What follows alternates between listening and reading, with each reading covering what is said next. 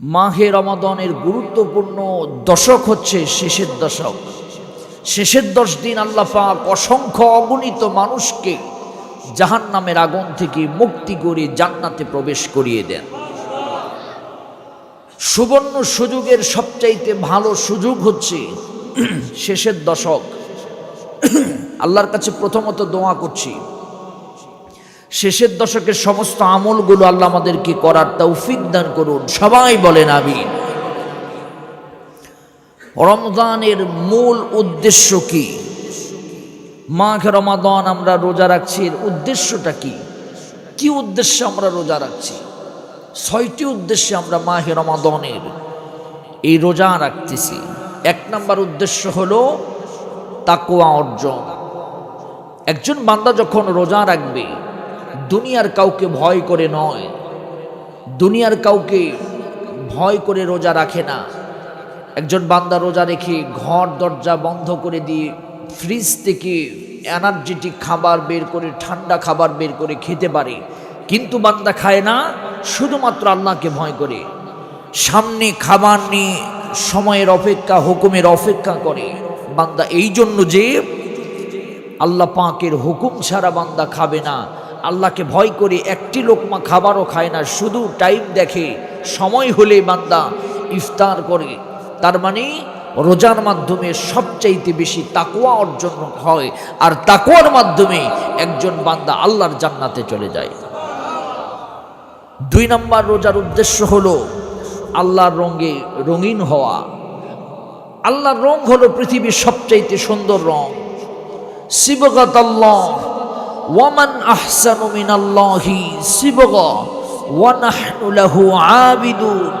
আল্লাহ বলেছেন তোমরা আল্লাহর রঙে রঙিন হও। আল্লাহর রং হলো পৃথিবীর সবচাইতে সুন্দর রং। সুবহানাল্লাহ বলে। এ তো মাহে রমাদানে আমরা রোজা পালন করি, নামাজ জামাতের সহিত আদায় করি, আল্লাহকে ভয় করি, হারাম বর্জন করি, হালাল স্ত্রীকে আল্লাহর ভয়ে হারাম মনে করে আমরা টাচ করি না, আমরা খাবার রেখেও আমরা খাই না। এগুলো হলো আল্লাহর রঙে রঙিন হওয়া। আর আল্লাহর রঙে রঙিন যারা হবে তারা আল্লাহর প্রিয় বান্দা হয়ে এই পৃথিবীতে সুন্দরভাবে জীবনযাপন করতে পারবে। সুবহানাল্লাহ। 3 নম্বর কারণ হচ্ছে আত্মশুদ্ধি অর্জন করা। এ রোজার উদ্দেশ্য হচ্ছে লাআল্লাকুম তাত্তাকুন, আশা করা যায় তোমরা তাকওয়াশীল হবে। রোজা আমরা অন্তর থেকে আত্মশুদ্ধি করার জন্য রোজা রাখি। আমাদের অন্তরকে শুদ্ধ করবার জন্য আমরা রোজা রাখি। আল্লাহ বলেছেন কদ আফলাহা মান তাযাক্কাহা, তুমি নিজেকে নিজে আগে রেকটিফাই করো, সংশোধন করো। এই সংশোধনের জন্য আল্লাহ পাক আমাদেরকে রোজা দিয়েছে। হারাম বর্জন, হালাল গ্রহণ, আল্লাহর বিধান পালন, এর মাধ্যমে নিজেকে আত্মশুদ্ধি অর্জন করা হয়। 4 নম্বর হচ্ছে ধৈর্য এবং সংযম। রোজার মাধ্যমে কিন্তু ধৈর্যের ট্রেনিং হয়। আপনার এই রোজার মাধ্যমে আপনি হালাল স্ত্রীকে টাচ করতে পারবেন না, এটাও একটা ধৈর্যের বিষয়। সকাল থেকে সন্ধ্যা পর্যন্ত না খেয়ে থাকতে হবে, এটাও একটি ধৈর্যের ট্রেনিং। এরপরে দীর্ঘ টাইম ধরে তারাবির নামাজ আদায় করতে হয়, এটাও একটা ধৈর্যের পরীক্ষা। এই পরীক্ষায় অনেকে ফেল করে, অনেকে পাস করে। আমার ভাইয়েরা, আবার শেষ রাতে উঠতে হয়। এরপরে অনেকে তাহাজ্জুদের নামাজে দাঁড়িয়ে যায়। আবার অনেক মহিলারা রান্না বান্না করে শত ঝামেলার ভিতর দিয়েও ইবাদত পালন করে। বিশাল একটি ধৈর্যের ব্যাপার। 5 নম্বর হচ্ছে গরিব দুঃখীর কষ্ট অনুভব করার জন্য মাহে রমাদানকে আল্লাহ দিয়েছেন। না খেয়ে থাকলে যে কত কষ্ট হয়, দুঃখ হয়, নিজেকে কত নার্ভাস লাগে, এটি প্রমাণ করার জন্য আল্লাহ পাক এই জাতির উপরে রোজাকে ফরজ করে দিয়েছেন 1টি মাস। যে তুমি গরিব দুঃখীর মর্যাদা বোঝো, যে দুঃখী গরিবরা যখন না খেয়ে দিন পাত করে তখন তাদের কেমন কষ্ট হয়, এই কষ্ট অনুভব করার জন্য মাহে রমাদানে আল্লাহ রোজা দিয়েছেন। সুবহানাল্লাহ বলে। 6 নম্বর হচ্ছে আল্লাহর নৈকট্য লাভের জন্য রোজা দিয়েছেন আল্লাহ। বিশ্বনবী মুহাম্মদুর রাসূলুল্লাহ সাল্লাল্লাহু আলাইহি সাল্লাম বলেছেন, রোজাদারদের জন্য 2টি আনন্দের সময়, একটি হলো ইফতারের সময়, 2 নাম্বার হলো আল্লাহর দিদারের সময়। বান্দা যখন আল্লাহর দিদার লাভ করবে, এই বান্দার চাইতে আর খুশি দুনিয়ার কেউ হবে না। আল্লাহ বলেছেন as-sawmu li wa ana ajzi bihi, রোজার প্রতিদান আমি আল্লাহ নিজেই দিব। অন্য রিওয়ায়েতে এসেছে as-sawmu li wa ana ujza bihi, রোজার প্রতিদান আমি আল্লাহ নিজেই। সুবহানাল্লাহ। রোজাদাররা যখন জান্নাতে প্রবেশ করবে, আল্লাহ রাব্বুল আলামিন তখন রোজাদারদেরকে বলবেন, হে রোজাদারেরা আমাকে প্রাণ ভরে দেখো। আল্লাহ পাককে রোজাদারেরা প্রাণ ভরে দেখবে। আল্লাহ পাক রোজাদারদের কাছ থেকে মুখ ফিরিয়ে নেবেন না। জান্নাতে আল্লাহ পাককে দেখবেন আর আল্লাহ পাককে বলবেন, আল্লাহ আর একটু দেখি আপনাকে। আপনাকে দেখে লিমান কানা ইয়ারজুল্লাহ লিকা রাব্বিহি ফালিয়ামাল আমালান সালিহা, কেউ যখন আল্লাহকে প্রাণ ভরে দেখতে চায় সে যেন সৎ আমল করে দুনিয়া থেকে বিদায় নেয়। সুবহানাল্লাহ পড়ে। এই জন্য আমরা এই রোজার 6টি উদ্দেশ্যকে আমরা সামনে রেখে রোজা পালন করব। আল্লাহ তৌফিক দান করুন, বলেন আমিন। এখন আসেন শেষ দশকের 7টি আমলের কথা আমি বলবো আপনাদেরকে। শেষ দশক একটি গুরুত্বপূর্ণ সময়, ইবাদতের একটি মৌসুম হচ্ছে শেষ দশক। একটি মিনিটও আমরা হেলায় খেলায় কাটিয়ে দিব না। রাসূল করিম সাল্লাল্লাহু আলাইহি ওয়াসাল্লাম বলেছেন, আল্লাহর নবী শেষ দশকে 3টি আমল করতেন, বিশেষ করে 3টি কর্মসূচি পালন করতেন। 1 নাম্বার হচ্ছে সাদ্দুল মিজারহু, রাসূল করিম সাল্লাল্লাহু আলাইহি ওয়াসাল্লাম শেষ দশকে কোমর বেঁধে ফেলে দিতেন ইবাদতের জন্য, অর্থাৎ সমস্ত কাজের ঝামেলাকে দূর করে আমার রাসূল কোমর বেঁধে ইবাদত করতেন। সুবহানাল্লাহ বলবেন না। 2 নম্বর কর্মসূচি হচ্ছে আহইয়া আল-লাইল, রাত্রি জাগরণ করতেন রাসূল। শেষ দশকের কোন রাত আল্লাহর নবী ঘুমাতেন না। সুবহানাল্লাহ বলে। হাদিসটা আম্মা জান আয়েশা রাদিয়াল্লাহু তাআলা আনহা থেকে বর্ণিত। তার নিজের স্ত্রী, আল্লাহর নবীর খুব কাছের স্ত্রী, উনি বর্ণনা করেন। এরপরে শেষ দশকের 3য় আমল হচ্ছে আইয়াকযা আহলাহু, তিনি তার পরিবারকে জাগিয়ে দিতেন, বলতেন ওঠো, ঘুমিও না, পরিবার পরিজন সুবর্ণ সুযোগকে কাজে লাগাও। আমরা এই 3টি কাজ করতে পারবো তো ইনশাআল্লাহ? সবাই বলেন ইনশাআল্লাহ। এই 3টি কাজ আমরা করব। শেষ দশকে 7টি বিশেষ আমল রাসূল করিম সাল্লাল্লাহু আলাইহি সাল্লাম, একটা হাদিসে আম্মা জান আয়েশা থেকে বর্ণিত, তিনি বলেন শেষ দশকে আল্লাহ রাসূল কোনো স্ত্রীর হকও আদায় করতেন না। শেষ দশকে স্ত্রীদেরকে সময় দিতেন না, বাজার ঘাটও করতেন না। কিন্তু বাংলাদেশের প্রেক্ষাপটের দিকে তাকিয়ে দেখেন, যত কিছু শেষ দশকে, যত ঝামেলা, আত্মীয় স্বজন, পাড়া প্রতিবেশী, বাড়িতে যাওয়া, গাড়িতে ওঠা, টিকিট কাটা, সব কিছু কিন্তু শেষ দশকে। না, আমরা এমনটি করব না। মুমিন শেষ দশকের 1টি মিনিট সময় মুমিন নষ্ট করতে পারবে না। শেষ দশকের 7টি আমলের ভিতরে অন্যতম প্রথম আমল হচ্ছে শেষ দশকে ইতিকাফ করা। সুবহানাল্লাহ বলেন। কি করা? ইতিকাফ করা। ইতিকাফ কাকে বলে? ইতিকাফ হচ্ছে আরবি শব্দ, পরিভাষা হচ্ছে অবস্থান করা, নিজেকে আবদ্ধ রাখা, নিবেদিত করা, নির্বিচ্ছিন্ন করা, একাকী করা, গোপনে যাওয়া। ইতিকাফ অর্থ হচ্ছে আটকিয়ে ফেলা, আবদ্ধ করে রাখা, সব ঝামেলা থেকে নিজেকে বন্দী করে রাখা, এর নাম হচ্ছে ইতিকাফ। রাসূল করিম সাল্লাল্লাহু আলাইহি সাল্লামের জীবনে কোনোদিন আল্লাহর নবী ইতিকাফ ছাড়েননি।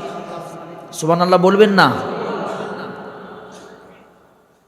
যুদ্ধের কারণে একটি বছর আল্লাহর নবী ইতিকাফ ছেড়ে দিয়েছিলেন। পরবর্তীতে রাসূল করিম সাল্লাল্লাহু আলাইহি সাল্লাম 20 দিন ইতিকাফ করেছিলেন। ইতিকাফ কখন করতে হয়? ইতিকাফ কয়েকটা প্রকার রয়েছে। সুন্নাত, মুআক্কাদা, এরপরে ওয়াজিব, মুস্তাহাব। মাহে রমাদানে যে ইতিকাফ করা হয় এটা সুন্নাতে ইতিকাফ। 20 তারিখ সূর্যাস্তের আগে এবং ঈদের চাঁদ ওঠার পরে মসজিদ থেকে বের হওয়া, এই সময়টুকু নিজেকে মসজিদে আবদ্ধ রাখার নাম হচ্ছে ইতিকাফ। সুবহানাল্লাহ পড়ে। রাসূল করিম সাল্লাল্লাহু আলাইহি সাল্লাম তার স্ত্রীদেরকে ইতিকাফ করার জন্য আল্লাহ নবী আদেশ দিয়েছে, এবং আল্লাহ পাক ইতিকাফকে অত্যন্ত পুরাতন ইবাদত হিসাবে গ্রান্টেড করেছেন। প্রত্যেকটা নবীরা ইতিকাফ করতেন। আল্লাহ পাক হযরত ইব্রাহিম এবং ইসমাঈলকে জানায় দিয়েছেন, ওয়া আহিদনা ইলা ইব্রাহিম ইসমাঈল আন তাহিরা বাইতিয়া লিত-তাইফিনা ওয়াল আকিফিনা ওয়ার রুকআইস সুজুদ। আল্লাহ বলেছেন, হে ইব্রাহিম ইসমাঈল, এই আল্লাহর ঘরকে পবিত্র করো তাওয়াফকারী এবং ইতিকাফকারীর জন্য। সুবহানাল্লাহ বলেন। তার মানে অত্যন্ত পুরাতন একটি ইবাদত। ইতিকাফ একটি গুরুত্বপূর্ণ ইবাদত। রাসূল করিম সাল্লাল্লাহু আলাইহি ওয়াসাল্লাম প্রত্যেক বছর 10 দিন ইতিকাফ করতেন। কয় দিন? শেষের 10 দিন ইতিকাফ করতেন। ইতিকাফ করলে কি ফজিলত হবে? ইতিকাফের 1 নম্বর ফজিলত হচ্ছে বুখারী শরীফের 2027 নম্বর হাদিস, ইতিকাফ করলে লাইলাতুল কদর পাওয়ার সম্ভাবনা থেকে যায়।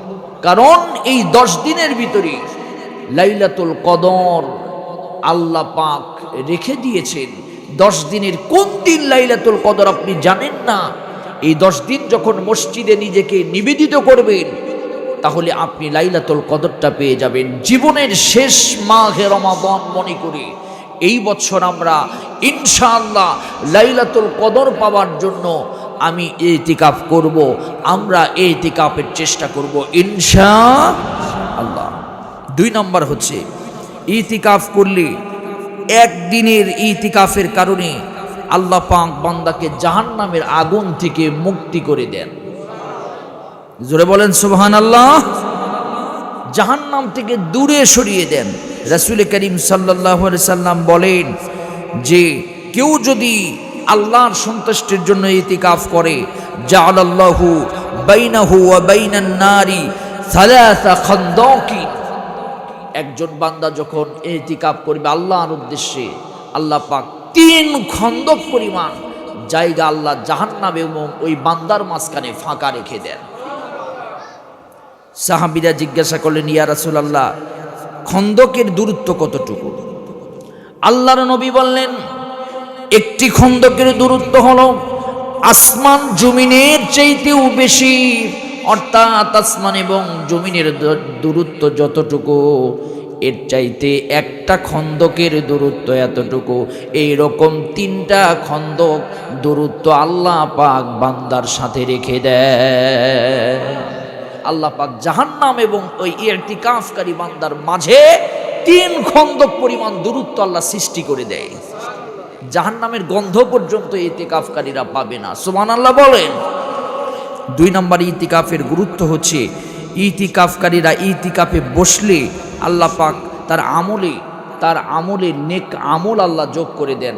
ইতিকাফে বসলে বাহিরে থাকতে যে নেক আমলগুলো করত, ওগুলো আল্লাহ পাক তার আমল নামায় যোগ করে বান্দাকে অফার দিয়ে দেন। 3 নম্বর ইতিকাফকারীর মর্যাদা হচ্ছে যে কেউ যদি আল্লাহর ঘরে অবস্থান করে, আল্লাহ তাআলা তার উপরে অসংখ্য অগণিত রহমত আল্লাহ নাজিল করে। সুবহানাল্লাহ বলবেন না? এবং আল্লাহ রাব্বুল আলামিন তাকে জান্নাতে পৌঁছানোর দায়িত্ব আল্লাহ নিজেই নিয়ে নেন। আর একবার যে ইতিকাফের মজা পেয়েছে সে কখনো ইতিকাফ ছাড়তে পারে না। এরপরে ইতিকাফকারীর মর্যাদা সম্পর্কে রাসূল বলেন, ইতিকাফকারীরা সব সময় নামাজের স্থানে থাকে আর নামাজের জন্য অপেক্ষা করে। তাই তার জন্য ফেরেশতারা, ইতিকাফকারীরা যখন ইতিকাফ করে, আল্লাহর আরশে আজিমের ফেরেশতারা তার জন্য ক্ষমা এবং দোয়া করতে থাকে। আল্লাহর কাছে বলতে থাকে, আল্লাহ তোমার ঘরে তোমার বান্দারা বসেছে, আল্লাহ তুমি তাদেরকে ক্ষমা করে দাও, তাদের উপর রহমত নাজিল করে দাও। সুবহানাল্লাহ বলেন। এরপরে ইতিকাফকারী বান্দা ব্যক্তি আল্লাহর সামনে নিজেকে সুপে দেয়। আল্লাহর ভালোবাসা সৃষ্টি হয় তার হৃদয়ের ভিতরে, আল্লাহর মহব্বত সৃষ্টি হয় তার ভিতরে। আল্লাহ পাকের হৃদয়ের ভিতরেও বান্দার মহব্বত সৃষ্টি হয়। আল্লাহর বান্দা একাকার হয়ে এই পৃথিবীর সব কিছু আল্লাহ পাক বান্দার নিয়ামত হিসাবে দান করে দেন।